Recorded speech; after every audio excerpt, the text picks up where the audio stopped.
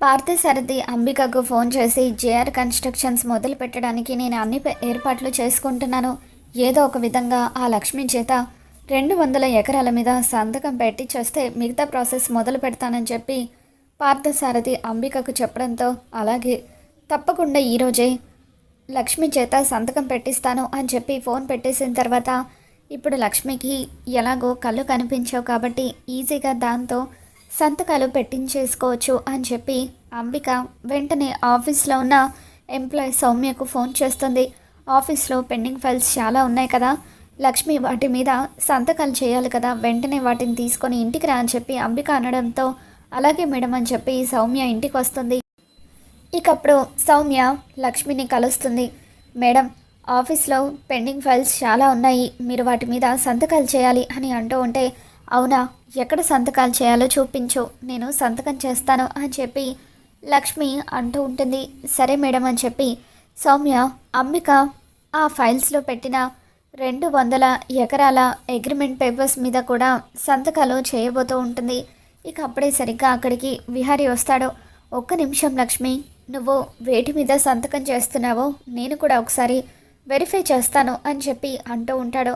ఇక అప్పుడు లక్ష్మి సంతకం పెట్టిన అన్ని పేపర్స్ని విహారీ వెరిఫై చేస్తూ ఉండగా, వాటిల్లో పొలానికి సంబంధించిన పేపర్స్ కూడా ఉండడంతో, ఇవేంటి ఈ పేపర్స్ ఇందులోకి ఎలా వచ్చాయని చెప్పి విహారీ మండిపడుతూ ఉంటే, అప్పుడు అంబిక అక్కడికి వచ్చి సౌమ్యను కవర్ చేస్తూ, ఆ పొలం పేపర్స్ అందులో ఉన్న విషయం తనకు కూడా తెలియదు అనుకుంటా విహారీ, ఆఫీస్లోనే ఎవరైనా ఈ పని చేసి ఉంటారు, ఆ పార్థసారథికి అమ్ముడుపోయిన వాళ్ళు ఎవరైనా లక్ష్మి చేత ఇలా సంతకం పెట్టించాలని ప్లాన్ చేశారేమో అని చెప్పి అంబిక అంటూ ఉంటుంది. ఇక దాంతో విహారీ లక్ష్మితో, లక్ష్మి, ఇకపై నువ్వు మరింత జాగ్రత్తగా ఉండాలి, నువ్వు వేటి మీద సంతకం చేయాలనుకున్నా కూడా నేను లేకుండా అస్సలు సంతకం చేయకు, నేను వెరిఫై చేసిన తర్వాతే సంతకం పెట్టు అని చెప్పి అంటూ ఉంటాడు. ఇక దాంతో అలాగే విహారీ గారు అని చెప్పి లక్ష్మి అంటూ ఉంటుంది. ఇక ఆ తర్వాత అంబిక సౌమ్యను బయటకు తీసుకొని వెళ్ళి, ఏంటి విహారీ ఇందాక ఆ పేపర్స్ ఎలా వచ్చాయని నిలదీస్తూ ఉంటే నా వైపు చూస్తున్నావు, నన్ను ఇరికిద్దాం అనుకున్నావా అని చెప్పి అంటూ ఉంటే, అంటే మేడం అది సార్ అలా అడిగేసరికి ఏం చెప్పాలో అర్థం కాక అని సౌమ్య అంటూ ఉంటుంది. చూడు, నా గురించి మాత్రం విహారీ ముందు బయట పెట్టావంటే చంపేస్తాను, జాగ్రత్త అంటూ సౌమ్యని బెదిరించి అక్కడి నుండి వెళ్ళిపోమ్మని అంటుంది. లక్ష్మి చేత ఎలాగైనా సంతకాలు పెట్టిద్దామని అనుకున్నాను, మిస్ అయిందని చెప్పి అంబిక అనుకుంటుంది. ఇక ఆ తర్వాత విహారీ, లక్ష్మి ట్యాబ్లెట్ వేసుకున్నావా, రా ఇస్తాను అంటూ లక్ష్మిని గదిలోకి తీసుకొని వెళ్తాడు. ఇక ఆ తర్వాత విహారీ లక్ష్మికి ట్యాబ్లెట్ ఇస్తూ ఉంటే, అప్పుడు లక్ష్మి, మీకెందుకు విహారీ గారు ఇవన్నీ, నేను చూసుకుంటాను కదా అని చెప్పి అంటూ ఉంటే, అదేంటి లక్ష్మి అలా అంటావు, నువ్వు నా భార్యవి, నేను జాగ్రత్తగా చూసుకోవాల్సిన బాధ్యత నా మీద ఉంది కదా అని చెప్పి విహారీ అంటూ ఉంటాడు. ఇక దాంతో లక్ష్మి, మీ భార్యను నేను కాదు విహారీ గారు, సహస్ర అమ్మ, ఇప్పుడు మీరిద్దరూ ఒకటయ్యారు కాబట్టి ఇప్పటి నుండి సంతోషంగా మీరు కలిసి కాపురం చేయాలి, త్వరలో ఈ ఇంటికి ఒక వారసునివ్వాలి అని చెప్పి లక్ష్మి అంటూ ఉంటుంది.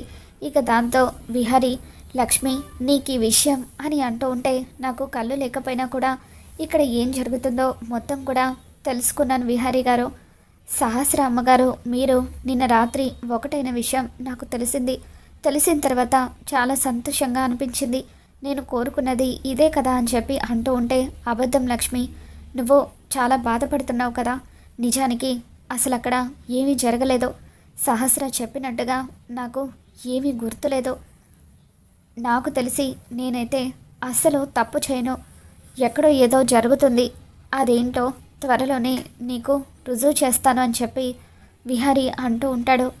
ఆ దేవుడు మీ బంధాన్ని కలిపి ఉంచాలని కోరుకున్నాడు, అందుకే మన బంధాన్ని దూరం చేశాడు అని చెప్పి లక్ష్మి అంటూ ఉంటే, మన బంధం దూరమైందని నీకు ఎవరు చెప్పారు లక్ష్మి, ఎప్పటికీ మన బంధం శాశ్వతంగా ఇలాగే ఉండిపోతుంది, మనం ఎప్పటికైనా భార్యాభర్తలమే, చచ్చే వరకు నేను నీ భర్తగానే ఉంటాను అని చెప్పి విహారీ లక్ష్మికి చెబుతూ, ఇంకొకసారి సహస్ర నా భార్య అని అన్నావంటే నేను అసలు ఊరుకోను, ఈ ఇంటికి వారసునిచ్చేది సహస్ర కాదు నువ్వే, త్వరలోనే ఆ రోజు వస్తుంది అని చెప్పి విహారీ లక్ష్మికి చెబుతూ ఉంటాడు.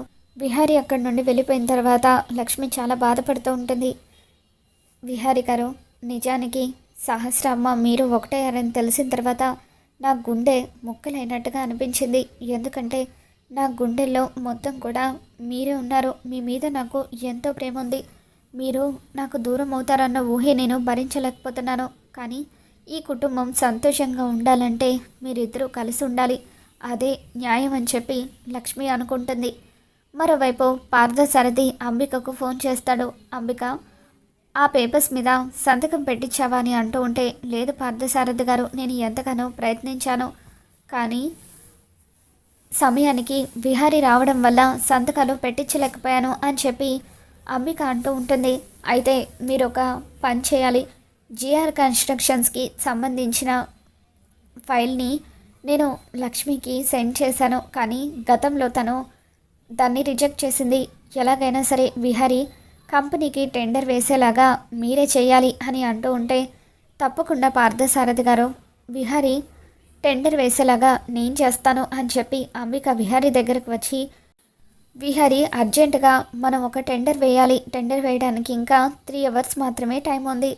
అది జేఆర్ కన్స్ట్రక్షన్స్కి సంబంధించిన ఫైల్ అని చెప్పి అంబిక అంటూ ఉంటే, ఇక అప్పుడు విహారీ ప్రాజెక్ట్స్కి సంబంధించిన ఫైల్స్ అన్నీ లక్ష్మిని అప్రూవ్ చేస్తుంది కదా, మరి ఈ ఫైల్ని తను అప్రూవ్ చేయలేదా అని విహారీ అంటూ ఉంటాడు. తను అప్రూవ్ చేసింది విహారీ, కానీ ప్రస్తుతానికి తనకు కళ్ళు కనిపించడం లేదు కదా, అందుకే ఈ ప్రాజెక్ట్ గురించి టెండర్ గురించి నీకు చెప్పడం మర్చిపోయినట్టుంది.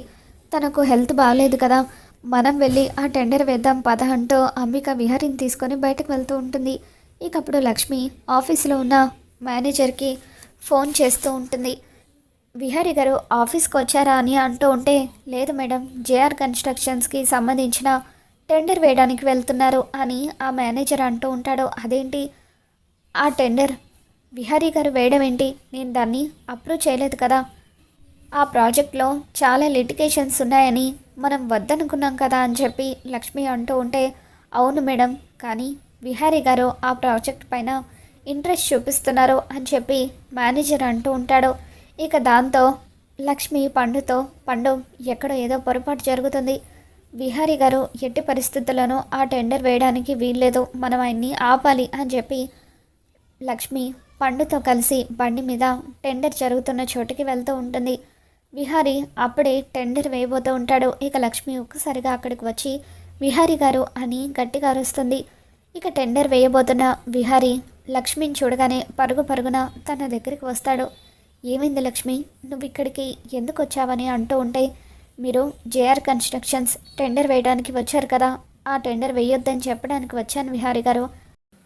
ఆ కంపెనీలో చాలా లిటిగేషన్స్ ఉన్నాయి, మనం ఆ టెండర్ వేస్తే ప్రాబ్లంలో పడతాము, మనకి బోలెడంత నష్టం కలుగుతుంది అని చెప్పి లక్ష్మి అనడంతో ఇక అప్పుడు విహారీ, ఓ మై గాడ్, ఇంకా నేను తొందరపడి ఈ టెండర్ వేయలేదు అని చెప్పి, అత్తయ్య ఏంటత్తయ్య ఇది, లక్ష్మి సైన్ చేసిందని నువ్వు చెప్తేనే కదా నేను టెండర్ వేయడానికి ఇక్కడికి వచ్చానని చెప్పి విహారీ అంటూ ఉంటాడు.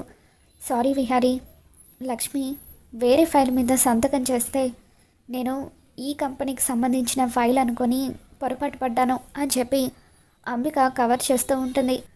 చూసుకోవాలి కదా అత్తయ్య, ఎందుకంత తొందరపాటు అని చెప్పి విహారీ అంబిక మీద మండిపడుతూ, లక్ష్మి సమయానికి నువ్వు వచ్చి ఆపడం వల్ల కంపెనీకి నష్టం జరగకుండా కాపాడగలిగావని చెప్పి లక్ష్మిని తీసుకొని విహారీ ఇంటికి వెళ్ళిపోతూ ఉంటాడు. వసే లక్ష్మి, ప్రతి విషయంలో నాకు అడ్డొస్తూనే ఉన్నావు, నిన్ను అర్జెంటుగా పైకి పంపించేస్తే కానీ మనశ్శాంతిగా ఉండదు అని చెప్పి అంబిక అనుకుంటుంది. విహారీ లక్ష్మిని కారులో ఎక్కించుకొని ఇంటికి వస్తూ ఉంటాడు. ఇక అప్పుడు సహస్రకు యాక్సిడెంట్ అయ్యి చావు బతుకుల మధ్య ఉన్నట్టుగా నటించినప్పుడు తనకి ట్రీట్మెంట్ చేసిన డాక్టర్ యాక్సిడెంట్ అయ్యి రోడ్డు మీద పడిపోయి ఉంటుంది. ఇక అప్పుడు ఆ డాక్టర్ని విహారీ గుర్తుపట్టి ఎవరు తనని పట్టించుకోకపోవడంతో తన కారులోనే హాస్పిటల్కి తీసుకువెళ్ళి హాస్పిటల్లో జాయిన్ చేస్తాడు. అలా ఆ డాక్టర్ ప్రాణాలను విహారీ కాపాడుతాడు. కొద్దిసేపటికే ఆ డాక్టర్కి స్పృహ వస్తుంది. విహారీ గారు, చాలా థ్యాంక్స్ అండి, ఈరోజు మీరు నా ప్రాణాలు కాపాడారు. స్కూటీ మీద వస్తున్న నన్ను బస్సు గుద్దేసి వెళ్ళిపోయింది. అలా రక్తపు మడుగులో పడి ఉన్న నన్ను ఎవరు కూడా హాస్పిటల్కి తీసుకురాలేదు. కానీ మీరు మాత్రం మీ వెహికల్లో నన్ను సమయానికి హాస్పిటల్కి తీసుకువచ్చారు. మీరు కనుక నాకు ప్రాణభిక్ష పెట్టకపోయి ఉండుంటే ఏమైపోయేదాన్నో అని చెప్పి ఆ డాక్టర్ ఎంతగానో బాధపడుతూ, మీతో నేను ఒక విషయం చెప్పాలనుకుంటున్నాను విహారీ గారు. సహస్ర ఆ రోజు చావు బతుకుల మధ్య ఉందని మీతో చెప్పింది కదా. తన చివరి కోరికగా మీతో తాళి కట్టించుకోవాలని చెప్పింది. అదంతా కూడా నాటకం విహారీ గారు అని చెప్పి ఆ డాక్టర్ విహారీకి చెప్పేస్తుంది. నిజానికి ఆ రోజు సహస్రకు కేవలం చిన్న యాక్సిడెంట్ మాత్రమే అయింది. చావు బతుకుల మధ్య ఉన్నంత సీరియస్ ఏమీ అవ్వలేదు. కానీ ఎలాగైనా మీతో తాళి కట్టించుకోవాలని తను అలా నాటకం ఆడింది. ఆ నాటకంలో నేను కూడా డబ్బుకి అమ్ముడుపోయి భాగస్వామిని అయ్యాను అంటూ డాక్టర్ సహస్ర కుట్ర గురించి మొత్తం కూడా విహారీ ముందు బయటపెట్టడంతో విహారీ ఉగ్ర రూపంతో సహస్ర అంతు చూడటానికి ఇంటికి వస్తూ ఉంటాడు.